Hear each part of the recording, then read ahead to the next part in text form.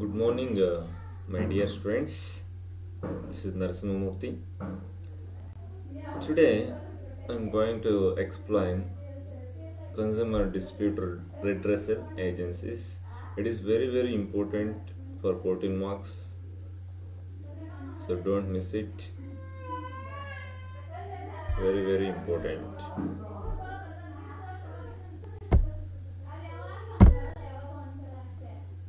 Let us know one by one the consumer dispute redressal agencies.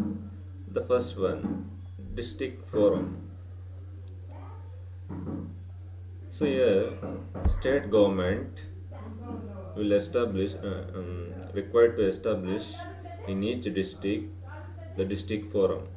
ಅಂದರೆ ಪ್ರತಿಯೊಂದು ಡಿಸ್ಟಿಕ್ಕಲ್ಲೂ ಕೂಡ district forum ಅನ್ನು state government establish ಮಾಡೋದು. Composition of district forum according to section 10 of Consumer Protection Act 1986. As per this act, district forum consists of the following. So district forum is headed by president. So a person who is district judge, he will be appointing as president of this district forum.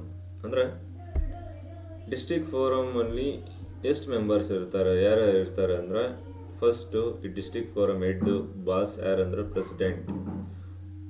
ಯಾರು president ಆಗ್ಬೋದು ಅಂದರೆ district judge. So ಈ district forum president ಆಗ್ಬೋದು. This is the qualification.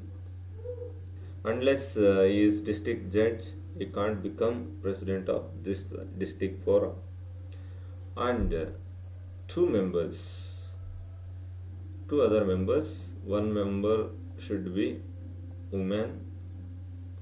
So this is also one qualification. And then the members are president should be age of 35 years, not less than 35 years. Their age should be 35 years. ಅಂದರೆ ಅವರು president ಆಗಿರ್ಬೋದು. District forum president ಆಗಬೇಕಂತ ಯಾರು ಬಯಸಿದಾರೋ ಅಥವಾ district forum ಸದಸ್ಯರಾಗಿ ಯಾರು ಆಯ್ಕೆ ಆಗ್ಬೇಕು ಅಂದ್ಕೊಂಡಿದ್ದಾರೋ ಅವರು ವಯಸ್ಸು 35 ಇಯರ್ಸ್ ಏಜ್ಗಿಂತ ಕಮ್ಮಿ ಇರಕೂಡ್ದು. 35 ಇಯರ್ಸ್ ಏಜ್ ಆಗಿರಬೇಕು, ಅದಕ್ಕಿಂತ ಹೆಚ್ಚು ಕೂಡ ಇರ್ಬೋದು. ಮತ್ತು ಈ ಡಿಸ್ಟ್ರಿಕ್ಟ್ ಫೋರಮಲ್ಲಿ ಈ 2 ಮೆಂಬರ್ಸ್ ಇರ್ತಾರೆ. ಅದರಲ್ಲಿ ಒಬ್ಬ ಮೆಂಬರು ಕಂಪಲ್ಸರಿ ಆಗಿ ಮಹಿಳೆ ಆಗಿರಬೇಕಾಗುತ್ತೆ. ಮತ್ತು members should possess bachelor degree from A recognised university. ಒಂದು ರೆಕಗ್ನೈಸ್ಡ್ ಯೂನಿವರ್ಸಿಟಿಯಿಂದ ಬ್ಯಾಚುಲರ್ ಡಿಗ್ರಿಯನ್ನು ಹೊಂದಿರಬೇಕಾಗುತ್ತೆ ಮೆಂಬರ್ ಆಗಬೇಕಂದ್ರೆ. Be persons of ability, integrity, standing and have adequate knowledge and experience at least 10 years in dealing with problems relating to economics, law, commerce, accountancy, industry, public affairs or administration. ಅಂದರೆ ಯಾವ ಪರ್ಸನ್ನು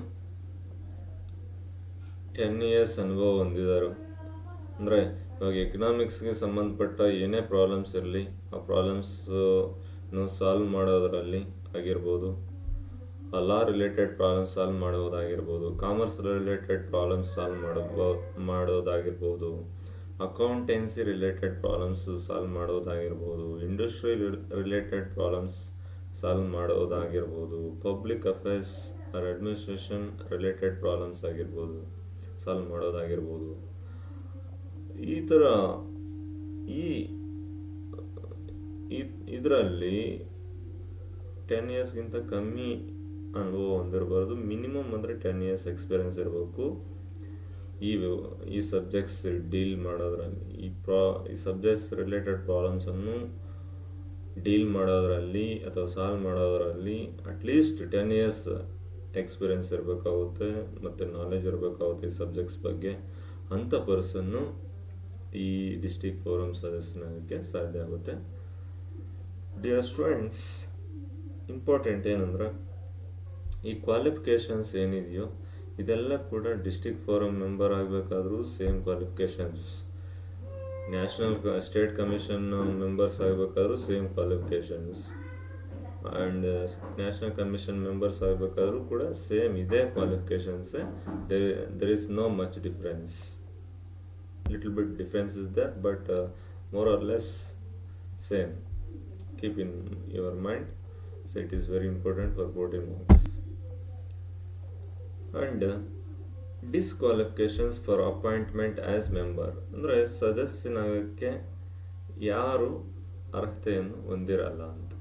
ಯಾರಂದ್ರೆ if convicted or sentenced to imprisonment for an offence in the opinion of state government. ಅಂದರೆ state government ಪ್ರಕಾರ ಯಾವುದೋ ಒಂದು ಅಪರಾಧ ಮಾಡಿ ಜೈಲುವಾಸಿ ಆಗಿದ್ರೆ ಅಂಥವರು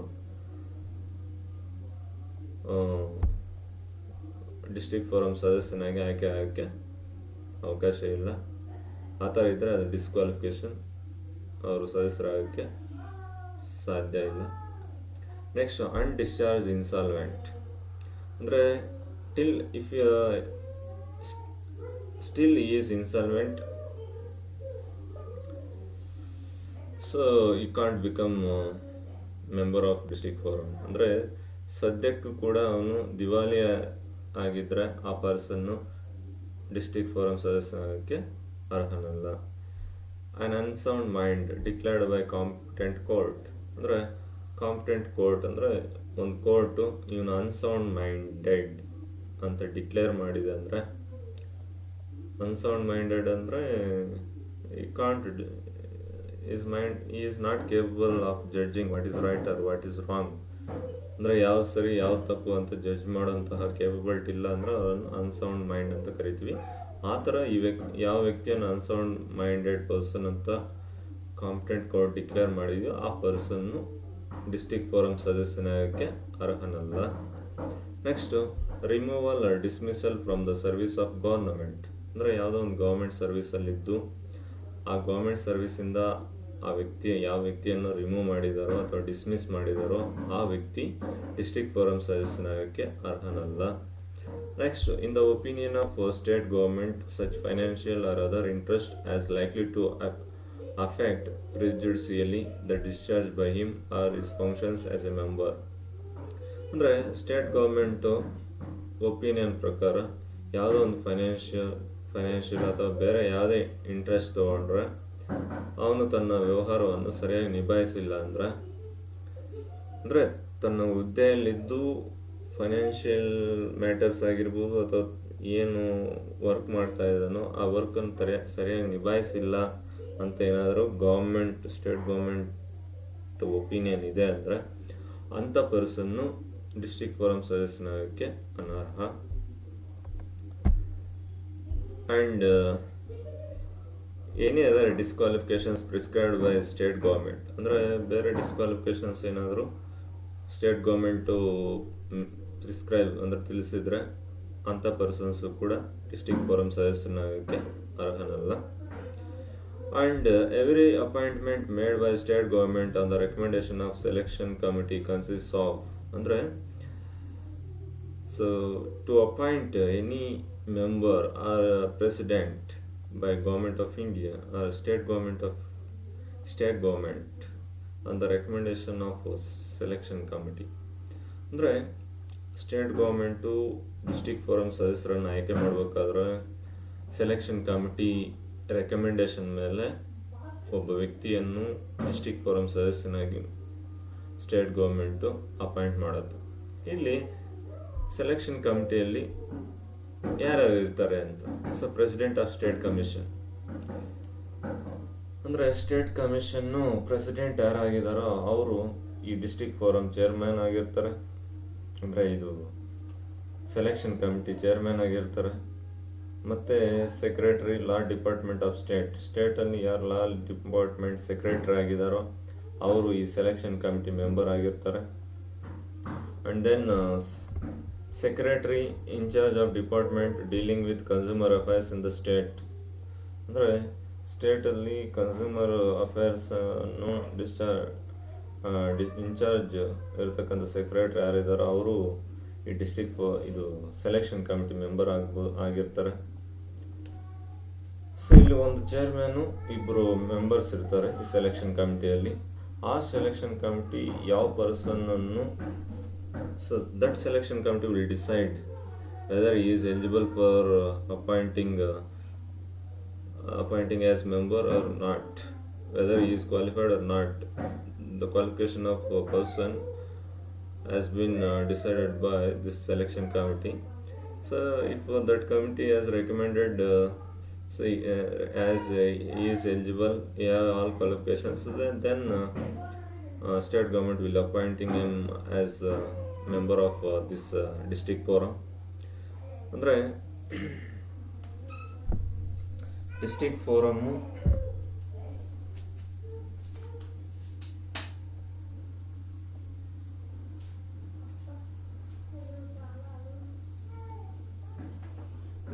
ಫೋರಮ್ಮು ಇದು selection committee. So judge qualifications ಎಲ್ಲ ಚೆಕ್ ಮಾಡಿ ಒಬ್ಬ ಪರ್ಸನ್ ಅವನು ಕ್ವಾಲಿಫೈ ಆದರೆ ಅವನನ್ನು ಮೆಂಬರ್ ಆಗಿ ಅಪಾಯಿಂಟ್ ಮಾಡ್ಬೋದು ಅಂತ ರೆಕಮೆಂಡ್ ಮಾಡುತ್ತೆ ಸೆಲೆಕ್ಷನ್ ಕಮಿಟಿ. ಆ ಬೇಸಿಸ್ ಮೇಲೆ ಸ್ಟೇಟ್ ಗೌರ್ಮೆಂಟು ಆ ಪರ್ಸನನ್ನು ಮೆಂಬರ್ ಆಗಿ, ಡಿಸ್ಟ್ರಿಕ್ಟ್ ಫೋರಮ್ ಮೆಂಬರ್ ಆಗಿ ಆಯ್ಕೆ ಮಾಡುತ್ತೆ. Next, every member of district forum shall hold for A term of 5 years or 65 years, which ever is earlier. ಅಂದರೆ district forum ಸದಸ್ಯನಾಗಿ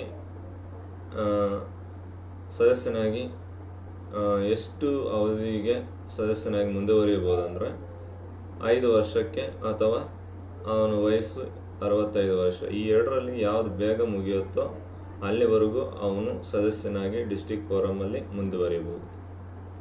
so here member of district forum shall hold office for 5 years or 65 years age, whichever is earlier. ಅಂದರೆ ಅವನ ವಯಸ್ಸು 65 years age ಅಥವಾ 5 years term. ಇದರಲ್ಲಿ ಯಾವ್ದು ಬೇಗ 65 years age ಬೇಗ ಹೋಗ್ಬಿಟ್ರೆ ಅವನು ಅಲ್ಲಿಗೆ ಸದಸ್ಯತ್ವದಿಂದ ಹೊರಬರಬೇಕಾಗುತ್ತೆ, ಅಥವಾ 5 years ಬೇಗ ಮುಗಿದ್ರೆ ಡಿಸ್ಟ್ರಿಕ್ಟ್ ಫೋರಮ್ ಮೆಂಬರಿಂದ ಹೊರಬರಬೇಕಾಗುತ್ತೆ. ನೆಕ್ಸ್ಟು, ಈ ಡಿಸ್ಟ್ರಿಕ್ಟ್ ಫೋರಮ್ ಸದಸ್ಯರಿಗೆ ಸ್ಯಾಲ್ರಿ ಮತ್ತು ಅಲೋಯನ್ಸಸ್ಸು ಯಾರು ಡಿಸೈಡ್ ಮಾಡ್ತಾರೆ ಅಂದರೆ ಇದು ಸ್ಟೇಟ್ ಗೌರ್ಮೆಂಟ್ ಡಿಸೈಡ್ ಮಾಡುತ್ತೆ. ಈ ಡಿಸ್ಟ್ರಿಕ್ಟ್ ಫೋರಮ್ ಸದಸ್ಯರ ಸ್ಯಾಲರಿ ಮತ್ತು ಅಲೋಯನ್ಸಸ್ ಎಲ್ಲ ಕೂಡ ಸ್ಟೇಟ್ ಗೌರ್ಮೆಂಟು ಡಿಸೈಡ್ ಮಾಡುತ್ತೆ. Next, jurisdiction of district forum. Jurisdiction of district forum ಅಂದರೆ, ಸೊ ಇಲ್ಲಿ ಡಿಸ್ಟ್ರಿಕ್ಟ್ ಫೋರಮ್ಮು ಎಲ್ಲಿವರೆಗೂ ಅಧಿಕಾರ ಚಲಾಯಿಸ್ಬೋದು ಅಥವಾ ಇದರ ಪರಿಧಿಗೆ, ಇದರ ಕಂಟ್ರೋಲ್ಗೆ ಎಷ್ಟು ಏರಿಯಾ ಬರುತ್ತೆ ಅದನ್ನು ಜ್ಯೂರಿಸ್ಡಿಕ್ಷನ್ ಆಫ್ ಡಿಸ್ಟ್ರಿಕ್ಟ್ ಫೋರಮ್ ಅಂತ ಕರಿತೀವಿ. ಇಲ್ಲಿ ಜ್ಯೂರಿಸ್ಡಿಕ್ಷನ್ ಅಂದರೆ ಡಿಸ್ಟ್ರಿಕ್ಟ್ ಅಂತ ಕರಿತೀವಿ. ಡಿಸ್ಟ್ರಿಕ್ಟ್ ಫೋರಮ್ ಡಿಸ್ಟ್ರಿಕ್ಟಲ್ಲಿರುತ್ತೆ, ಕಂಪ್ಲೀಟ್ ಡಿಸ್ಟ್ರಿಕ್ಟ್ ಎಲ್ಲ ಕೂಡ ಡಿಸ್ಟ್ರಿಕ್ಟ್ ಫೋರಮ್ ಅಂಡರ್ಗೆ ಬರುತ್ತೆ. So this is jurisdiction of district forum. So it has jurisdiction to entertain complaints where the value of goods or services and compensation if any claim not more than 20 lakhs. Here, this district forum will entertain the complaints, the value of goods or services which amounts its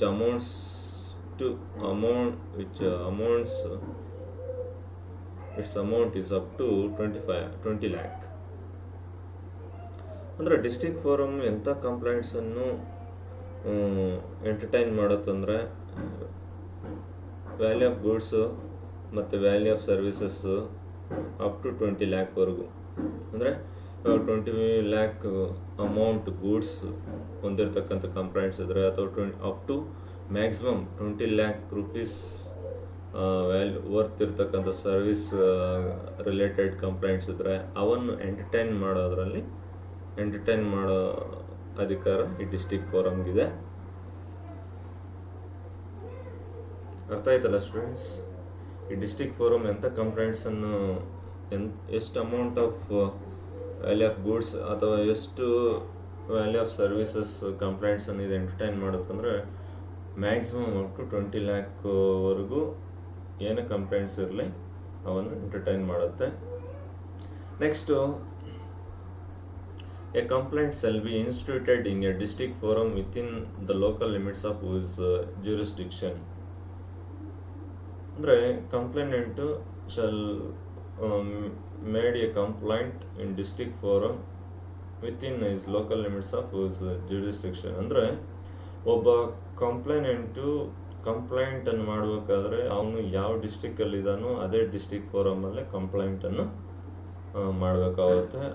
ಅವನು ಯಾವ ಡಿಸ್ಟ್ರಿಕ್ಕಲ್ಲಿದ್ದಾನೋ ಆ district ಬಿಟ್ಟು ಬೇರೆ ಡಿಸ್ಟ್ರಿಕ್ಕಲ್ಲಿ district ಫೋರಮ್ಗೆ ಕಂಪ್ಲೇಂಟನ್ನು ಮಾಡೋಂಗಿಲ್ಲ. Next opposite party or each opposite party where there are more than one at the time of institution of complaint. ಅಂದರೆ ಇಲ್ಲಿ opposite party ಒಬ್ಬರು ಇರ್ಬೋದು ಅಥವಾ ಒಬ್ರಿಗಿಂತ ಹೆಚ್ಚಿಗೆ ಇರ್ಬೋದು.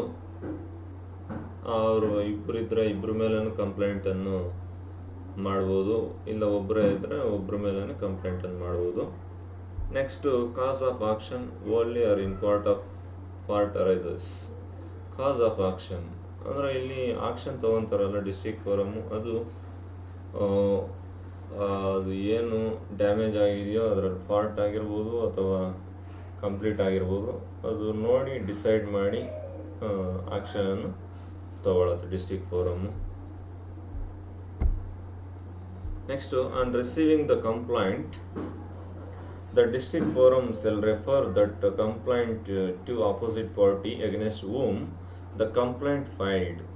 ಅಂದರೆ ಯಾವ ವ್ಯಕ್ತಿ ವಿರುದ್ಧ ಕಂಪ್ಲೇಂಟ್ ಮಾಡಿದಾರೋ ಆ ಆಪೋಸಿಟ್ ಪಾರ್ಟಿಗೆ ಯಾರು ಕಂಪ್ಲೇಂಟ್ ಮಾಡಿದಾರೋ ಇವಾಗ ಕನ್ಸ್ಯೂಮರ್ ಕಂಪ್ಲೇಂಟ್ ಮಾಡಿದ್ದಾನೆ ಯಾವುದೋ ಒಬ್ಬ ಆಪೋಸಿಟ್ ಪಾರ್ಟಿ ವಿರುದ್ಧ. ಇವಾಗ ಕನ್ಸ್ಯೂಮರಿಂದ ಕಂಪ್ಲೇಂಟನ್ನು ರಿಸೀವ್ ಮಾಡಿದ್ಮೇಲೆ ಈ ಥರ ಕನ್ಸ್ಯೂಮರಿಂದ ಕಂಪ್ಲೇಂಟನ್ನು ರಿಸೀವ್ ಮಾಡಿದ್ದೀವಿ ಅನ್ನೋ ಇನ್ಫಾರ್ಮೇಷನನ್ನು ಆಪೋಸಿಟ್ ಪಾರ್ಟಿಗೆ ರೆಫರ್ ಮಾಡಬೇಕಾಗುತ್ತೆ. And if required the goods or sample thereof shall be sent for testing in laboratory. ಅಂದರೆ ಸಾಧ್ಯ ಆದರೆ ಇವಾಗ ಕನ್ಸ್ಯೂಮರು ಆಪೋಸಿಟ್ ಪಾರ್ಟಿ ವಿರುದ್ಧ ಕಂಪ್ಲೇಂಟ್ ಮಾಡಿರ್ತಾನೆ. ಯಾಕಂದರೆ ಇವಾಗ ಆಪೋಸಿಟ್ ಪಾರ್ಟಿ ಏನು ಡಿಫೆಕ್ಟಿವ್ ಗೂಡ್ಸ್ ಏನಾದರೂ ಸಪ್ಲೈ ಮಾಡಿದ್ರೆ ಅಂಥ ಟೈಮಲ್ಲಿ ಡಿಫೆಕ್ಟಿವ್ ಗೂಡ್ಸನ್ನು ಸಪ್ಲೈ ಮಾಡಿದ್ದಾರೆ ಅಂತ ಕಂಪ್ಲೇಂಟ್ ಮಾಡ್ತಾನೆ. ಆ ಕಂಪ್ಲೇಂಟ್ ರಿಸೀವ್ ಮಾಡಿದ್ಮೇಲೆ ಡಿಸ್ಟ್ರಿಕ್ಟ್ ಫೋರಮ್ಮು ಅವಶ್ಯಕತೆ ಇದ್ದರೆ ಆ ಗೂಡ್ಸನ್ನು ಅಥವಾ ಆ ಗೂಡ್ಸ್ ಸ್ಯಾಂಪಲನ್ನು ಲ್ಯಾಬೊರೇಟ್ರಿಗೆ ಟೆಸ್ಟಿಂಗ್ಗೆ ಕಳಿಸ್ಕೊಡ್ತಾರೆ. ಅದು ಡಿಸ್ಟ್ರಿಕ್ಟ್ ಫೋರಮ್ಗೆ ಬರುತ್ತೆ. Next it shall pass an order after considering the test report from laboratory and hearing to the party against whom the complaint is filed. ಅಂದರೆ ಇಲ್ಲಿ laboratory after getting report from laboratory and after let opposite party after hearing the district forum order. So here final order will issued by district forum. ಅಂದರೆ ಇಲ್ಲಿ ಲ್ಯಾಬೊರೇಟರಿಯಿಂದ testing report ಬಂದಮೇಲೆ ಈ ಥರ testing report ಬಂದಿದೆ ಅಂದ್ಬಿಟ್ಟು ಹಿಯರಿಂಗ್ಗೆ ಆಪೋಸಿಟ್ ಪಾರ್ಟಿ ಹೋಗಿರಬೇಕು. Hearing ಎಲ್ಲ ಆದಮೇಲೆ ಆ ಬೇಸಿಸ್ ಮೇಲೆ ಡಿಸ್ಟ್ರಿಕ್ಟ್ ಫೋರಮ್ ಆರ್ಡರನ್ನು ಪಾಸ್ ಮಾಡುತ್ತೆ. And then in case of aggrieved party is not satisfied with the order of district forum you can appeal before the state commission within 30 days of the passing of the order. ಅಂದರೆ ಇಲ್ಲಿ consumer ಯಾರು ನಷ್ಟಕ್ಕೆ ಒಳಗಾಗಿದ್ದಾನೋ ಆ ವ್ಯಕ್ತಿ ಈ district forum ಏನು order pass ಮಾಡಿದೆಯೋ ಆ ಆರ್ಡ್ರ್ ಸ್ಯಾಟಿಸ್ಫೈ ಆಗಿಲ್ಲ ಅಂದರೆ ಆ ಡಿಸ್ಟ್ರಿಕ್ಟ್ ಫೋರಮ್ ಕೊಟ್ಟಿರೋ ಆರ್ಡ್ರು ಸ್ಯಾಟಿಸ್ಫೈ ಅಲ್ಲ, ಸರಿ ಇಲ್ಲ ಅಂದ್ಬಿಟ್ಟು ಡಿಸ್ಟ್ರಿಕ್ಟ್ ಫೋರಮ್ ವಿರುದ್ಧ ನೀವು ಸ್ಟೇಟ್ ಕಮಿಷನ್ಗೆ ಅಪೀಲ್ ಮಾಡ್ಬೋದು ವಿತಿನ್ 30 days. ಅಂದರೆ ಯಾವ ಡೇಟ್ಗೆ ಡಿಸ್ಟ್ರಿಕ್ಟ್ ಫೋರಮ್ ಆರ್ಡರ್ ಪಾಸ್ ಮಾಡಿದೆಯೋ ಆ ಡೇಟಿಂದ ಹಿಡಿದು ವಿತಿನ್ 30 days ಅಂದರೆ within A month. So agreed party can appeal against district forum order before state commission. ಅಂದರೆ ಆರ್ಡ್ರು ಇಶ್ಯೂ ಮಾಡಿರೋ 1 ತಿಂಗಳು ಒಳಗಡೆ ಈ ಡಿಸ್ಟ್ರಿಕ್ಟ್ ಫೋರಮ್ ಆರ್ಡರ್ ವಿರುದ್ಧ ಸ್ಟೇಟ್ ಕಮಿಷನಲ್ಲಿ ಅಪೀಲ್ ಮಾಡ್ಬೋದು, ಮನವಿ ಮಾಡ್ಕೋಬೋದು. This is about district forum. Next, state commission. So state commission set up by state government. So your state commission jurisdiction is the state.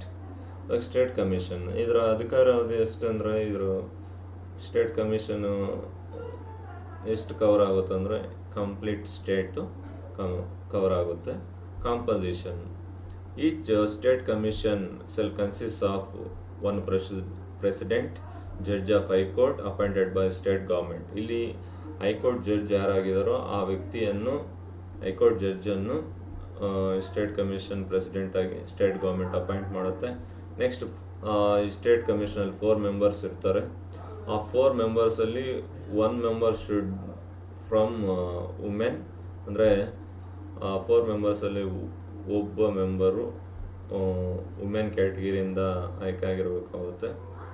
So and then members age minimum 35 years age ಆಗಿರಬೇಕು, ಅದಕ್ಕಿಂತ ಕಮ್ಮಿ ಇಲ್ಲ. Minimum age 35 years. ಮತ್ತು members bachelor degree, recognise ಯೂನಿವರ್ಸಿಟಿಯಿಂದ bachelor ಡಿಗ್ರಿಯನ್ನು ಹೊಂದಿರಬೇಕಾಗುತ್ತೆ. ನೋಡಿ students, ಇದೆಲ್ಲ ಕೆಲವೊಂದೆಲ್ಲ ಸೇಮ್ ಇದೆ ಅಂತ ಹೇಳಿದ್ದೀನಿ. ಸೇಮ್ ಇಲ್ಲೂ ಕೂಡ ರಿಪೀಟ್ ಆಗ್ತಾ ಇದೆ. Next be persons of ability, ಅಂದರೆ members, a person who want to become member of state commission, ಈ should have knowledge and experience not less than 10 years in dealing with problems relating to economics, law, commerce, accountancy, industry, public affairs or administration. Same ಇಲ್ಲಿ repeat ಆಗ್ತಾ ಇದೆ ನೋಡಿ. ಯಾವ ಪರ್ಸನ್ನು state commission member ಆಗೋಕ್ಕೆ ಬಯಸ್ತಾರೋ ಅವರು 10 ವರ್ಷಕ್ಕಿಂತ ಕಡಿಮೆ ಇಳ್ದಿರೋಂತಹ ಅನುಭವವನ್ನು, ನಾಲೆಜನ್ನು ಈ ಸಬ್ಜೆಕ್ಟ್ಸಲ್ಲಿ ಹೊಂದಿರಬೇಕು. Economics, law, commerce, accountancy, industry, public affairs, ಈ ವಿಷಯಗಳಲ್ಲಿ 10 ವರ್ಷಕ್ಕಿಂತ ಕಮ್ಮಿ ಇಳ್ದಿರೋ ಅಂಥ ಅನುಭವವನ್ನು, ನಾಲೆಜನ್ನು ಯಾವ ಪರ್ಸನ್ ಹೊಂದಿದಾರೋ ಅವರು ಸ್ಟೇಟ್ ಕಮಿಷನ್ ಮೆಂಬರ್ಸ್ ಆಗ್ಬೋದು. ಆ್ಯಂಡ್ ಪ್ರತಿಯೊಬ್ಬ ಮೆಂಬರು ಟರ್ಮ್ ಎಷ್ಟಂದರೆ, ಅಧಿಕಾರಾವಧಿ ಎಷ್ಟಂದರೆ 5 ಇಯರ್ಸ್ ಅಥವಾ 65 years, which ever is earlier. ಅಂದರೆ ಅವ್ರ ವಯಸ್ಸು 65 ಇಯರ್ಸ್, 5 ವರ್ಷಕ್ಕೆ ಮೊದಲೇ 65 ಇಯರ್ಸ್ ಏಜ್ ಅಟೈನ್ ಆದರೆ ಸೊ ಅವನು ಮೆಂಬರ್ಶಿಪ್ಪಿಂದ ಹೊರ ಬರಬೇಕಾಗುತ್ತೆ. ಅಥವಾ 65 ಇಯರ್ಸ್ ಒಳಗಡೆನೆ 5 ಇಯರ್ಸ್ ಸರ್ವಿಸ್ ಕಂಪ್ಲೀಟ್ ಆದರೆ ಅವನು ಆ ಮೆಂಬರ್ಶಿಪ್ಪಿಂದ ಹೊರ ಬರಬೇಕಾಗುತ್ತೆ. And state commission members salary and allowances will be decided by the state government. State government decide ಮಾಡುತ್ತೆ ಸ್ಟೇಟ್ ಕಮಿಷನ್ ಮೆಂಬರ್ಸ್ ಸ್ಯಾಲರಿ ಅಲೋಯನ್ಸಸ್ಸನ್ನು. ನೆಕ್ಸ್ಟ್ ಕಂಪ್ಲೈಂಟ್ ಇದೆ ಅಲ್ಲ, complaint. See, a state commission will entertain the complaints. The value of goods or services is from about 20 lakh up to 50 lakh, up to 1 crore, ಅಂದರೆ state commission ಎಂಥ complaints, ಎಷ್ಟು amount, ಎಷ್ಟು value of goods ಅಥವಾ value of services ಇರ್ತಕ್ಕಂಥ ಕಂಪ್ಲೇಂಟ್ಸನ್ನು entertain ಮಾಡುತ್ತಂದ್ರೆ, so minimum 20 lakh, maximum 1 crore, ಆ ರೇಂಜಲ್ಲಿ ಇರ್ತಕ್ಕಂತಹ ಕಂಪ್ಲೇಂಟ್ಸನ್ನು ಸೊ ಸ್ಟೇಟ್ ಕಮಿಷನ್ನು ಎಂಟರ್ಟೈನ್ ಮಾಡುತ್ತೆ.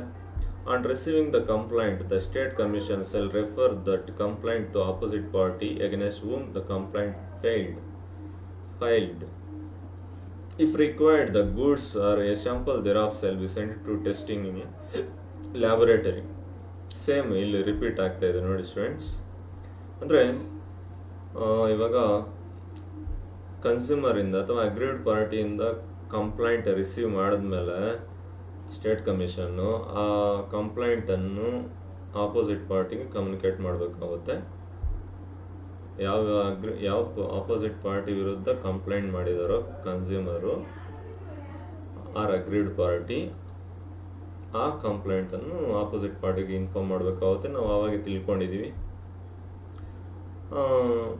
ಸಾಧ್ಯ ಇದ್ದರೆ ಇವಾಗ ಕನ್ಸ್ಯೂಮರ್ ಹತ್ರ ಏನಾದರೂ ಆಪೋಸಿಟ್ ಪಾರ್ಟಿ ಸಪ್ಲೈ ಮಾಡಿರ್ತಕ್ಕಂಥ ಡಿಫೆಕ್ಟ್ ಇರ್ತಕ್ಕಂಥ ಗೂಡ್ಸ್ ಏನಾದರೂ ಕನ್ಸ್ಯೂಮರ್ ಹತ್ರ ಇದ್ದರೆ ಅಂಥ ಗೂಡ್ಸನ್ನು, ಡಿಫೆಕ್ಟ್ ಇರ್ತಕ್ಕಂಥ ಗೂಡ್ಸನ್ನು ಅಥವಾ ಆ ಗೂಡ್ಸ್ ಸ್ಯಾಂಪಲ್ ಇದ್ದರೆ ಅದನ್ನು ಲ್ಯಾಬೊರೇಟ್ರಿಗೆ ಟೆಸ್ಟಿಂಗ್ ಕಳಿಸ್ಕೊಡ್ಬೋದು.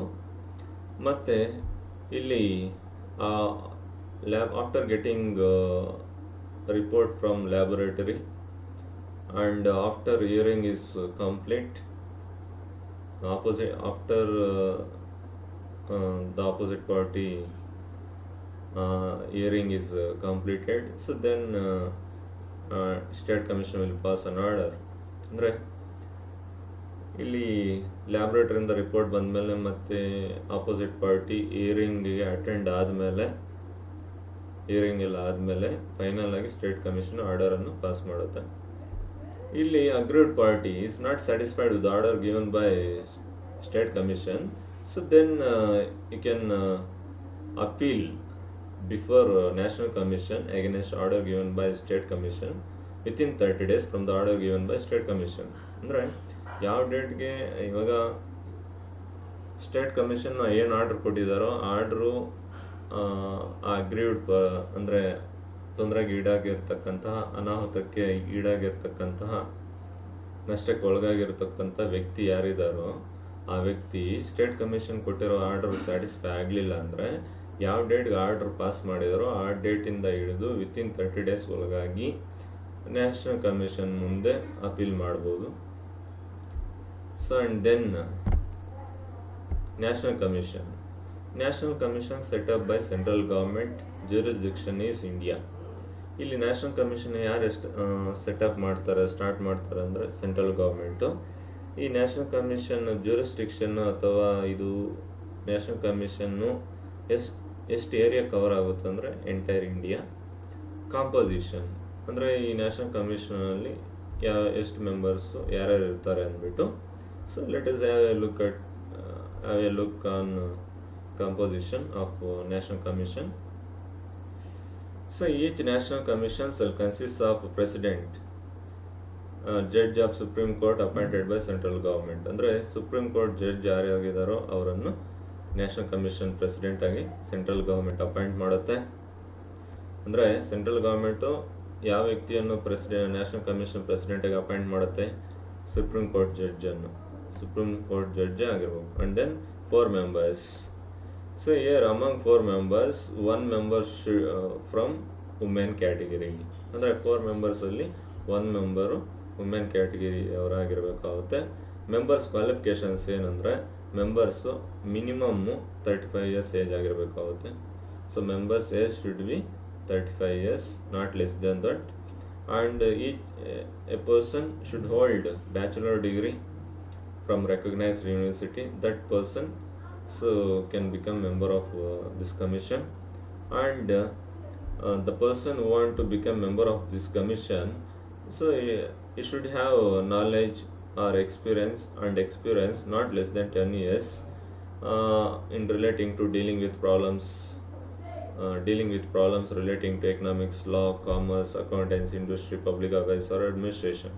ಸೇಮ್ ರಿಪೀಟ್ ಆಗ್ತಾ ಇದೆ ನೋಡಿ ಸ್ಟೂಡೆಂಟ್ಸ್. ಅಂದರೆ ನ್ಯಾಷನಲ್ ಕಮಿಷನ್ ಮೆಂಬರ್ ಆಗಬೇಕಾದ್ರೆ ಅವರು ಈ ಸಬ್ಜೆಕ್ಟ್ಗಳಲ್ಲಿ, ಈ ಏರಿಯಾಸಲ್ಲಿ 10 year ನಾಲೆಜನ್ನು ಹೊಂದಿರಬೇಕಾಗುತ್ತೆ ಮತ್ತು ಮಿನಿಮಮ್ 10 years ಎಕ್ಸ್ಪೀರಿಯನ್ಸನ್ನು ಹೊಂದಿರಬೇಕಾಗುತ್ತೆ. ಮತ್ತು every member of national commission shell hold office for A term of 5 years or 70 which ever is earlier. ಅಂದರೆ ನ್ಯಾಷನಲ್ ಕಮಿಷನ್ ಮೆಂಬರು ಅಧಿಕಾರ ಅದು ಎಷ್ಟು ಅಂದರೆ 5 years or 70 years which ever is earlier. ಅಂದರೆ 5 years ಬೇಗ ಮುಗಿದ್ರೆ 70 years ಒಳಗಡೆ 70 years ಬೇಗ ಮುಗಿದ್ರೆ ಅವನು ರಿಟೈರ್ಡ್ ಆಗ್ತಾನೆ ಅಥವಾ come out from membership of this commission. Or if 70 will come earlier than 5 years, so then he will come out from member of National Commission. ಅಂದರೆ 5 years ಅದು ಬೇಗ ಮುಗಿದ್ರೆ ಅವನು ಮೆಂಬರ್ಶಿಪ್ಪಿಂದ ಹೊರ ಬರ್ತಾನೆ, ಅಥವಾ 5 years ಒಳಗಡೆನೆ ಅವನು 70 years ಏಜ್ ಅಟೈನ್ ಆದರೆ ಆವಾಗ ಕೂಡ ಅವನು ರಿಟೈರ್ಡ್ ಅಥವಾ ಆ ಮೆಂಬರ್ಶಿಪ್ಪಿಂದ ಹೊರ ಬರಬೇಕಾಗುತ್ತೆ. ಮತ್ತು ನ್ಯಾಷನಲ್ ಕಮಿಷನ್ ಮೆಂಬರ್ಸ್ ಸ್ಯಾಲರಿ ಅಲೈನ್ಸಸ್ಸನ್ನು ಸೆಂಟ್ರಲ್ ಗೌರ್ಮೆಂಟು ಡಿಸೈಡ್ ಮಾಡುತ್ತೆ. Central government will decide the National Commission members' salary and allowances. And then complaint. The value of goods or services in question along with compensation claimed exceeds ₹1 crore. So here National Commission going to entertain the complaints value above 1 crore. ಅಂದರೆ ಎಂಥ ಕಂಪ್ಲೇಂಟ್ಸನ್ನು ಇದು entertain ಮಾಡುತ್ತಂದರೆ 1 crore ಜಾಸ್ತಿ value of goods ಅಥವಾ value of services ಇರ್ತಕ್ಕಂಥ ಕಂಪ್ಲೇಂಟ್ಸನ್ನು national commission entertain ಮಾಡುತ್ತೆ. ಸೊ ಇದೆಲ್ಲ ಸೇಮ್ ರಿಪೀಟ್ ಆಗುತ್ತೆ. On receiving complaint, national commission shall refer that complaint to opposite party against whom the complaint is filed. ಅಂದರೆ ಯಾವ person ವಿರುದ್ಧ consumer complaint ಮಾಡಿದಾನೋ ಆ ಆಪೋಸಿಟ್ ಪಾರ್ಟಿಗೆ ಈ ಥರ ಕನ್ಸ್ಯೂಮರು ನಿನ್ನ ವಿರುದ್ಧ ಕಂಪ್ಲೇಂಟನ್ನು ಮಾಡಿದ್ದಾರೆ ಅನ್ನೋ ಇನ್ಫಾರ್ಮೇಷನ್ನು ಆಪೋಸಿಟ್ ಪಾರ್ಟಿಗೆ ತಿಳಿಸ್ಕೊಡ್ಬೇಕಾಗುತ್ತೆ. If required, goods or sample thereof shall be sent for testing in a laboratory. ಅಂದರೆ ಇವಾಗ ಡಿಫೆಕ್ಟ್ ಗೂಡ್ಸ್ ಕನ್ಸ್ಯೂಮರ್ ಹತ್ರ ಇದೆ ಅಂದರೆ ಅಂಥ ಗೂಡ್ಸನ್ನು ಸ್ಯಾಂಪಲ್ ಅಥವಾ ಅಂಥ ಡಿಫೆಕ್ಟ್ ಗೂಡ್ಸನ್ನು ಅಥವಾ ಸ್ಯಾಂಪಲ್ ಗೂಡ್ಸನ್ನು ಲ್ಯಾಬ್ರೇಟ್ರಿಗೆ ಟೆಸ್ಟಿಂಗ್ ಕಳಿಸ್ಕೊಡ್ಬೋದು. ಮತ್ತು so after getting report and after the opposite party hearing is over, so here national commission will pass an order. ಅಂದರೆ ಲ್ಯಾಬ್ರೇಟರಿಯಿಂದ ರಿಪೋರ್ಟ್ ಬಂದಮೇಲೆ ಮತ್ತು ಆಪೋಸಿಟ್ ಪಾರ್ಟಿ ಹಿಯರಿಂಗ್ ಕಂಪ್ಲೀಟ್ ಆದಮೇಲೆ ಸೊ ನ್ಯಾಷನಲ್ ಕಮಿಷನ್ ಫೈನಲ್ ಆರ್ಡರನ್ನು pass ಮಾಡುತ್ತೆ. If the aggrieved party is not satisfied with the order, he can appeal before Supreme Court within 30 days of the passing the order. ಅಂದರೆ ಈ aggrieved ಯಾರಿಗೆ ಅನ್ಯಾಯಕ್ಕೊಳಗಾಗಿದ್ದಾನೋ, ನಷ್ಟಕ್ಕೊಳಗಾಗಿರೋ ವ್ಯಕ್ತಿ ಏನು national commission order ಕೊಟ್ಟಿದೆಯೋ order satisfy ಆಗಲಿಲ್ಲ ಅಂದರೆ ಆ ನ್ಯಾಷನಲ್ ಕಮಿಷನ್ ವಿರುದ್ಧ ಸುಪ್ರೀಂ ಕೋರ್ಟ್ ಮುಂದೆ ಮನವಿ ಮಾಡ್ಕೋಬೋದು. ಎಷ್ಟು ಟೈಮ್ ಒಳಗಡೆ ಮನವಿ ಮಾಡ್ಕೋಬೇಕಂದ್ರೆ ನ್ಯಾಷನಲ್ ಕಮಿಷನ್ ಯಾವ ಡೇಟ್ಗೆ ಆರ್ಡ್ರ್ ಇಶ್ಯೂ ಮಾಡಿದೆಯೋ, ಪಾಸ್ ಮಾಡಿದೆಯೋ ಆ ಡೇಟಿಂದ ವಿತಿನ್ 30 days ಒಳಗಾಗಿ ನ್ಯಾಷನಲ್ ಕಮಿಷನ್ ಆರ್ಡ್ರ್ ವಿರುದ್ಧ ಸುಪ್ರೀಂ ಕೋರ್ಟ್ ಮುಂದೆ ಮನವಿ ಮಾಡ್ಕೋಬೇಕಾಗುತ್ತೆ. Revision. So dear students, in this class we have discussed about the topics like consumer dispute redressal agencies such as the district forum, state commission, national commission. So this is very important. Students, keep watching videos till you understand properly the concept and refer it the study material and take down to notes. Keep reading, be prepared well for the examination. Also it is very helpful to you people for future also. Thank you.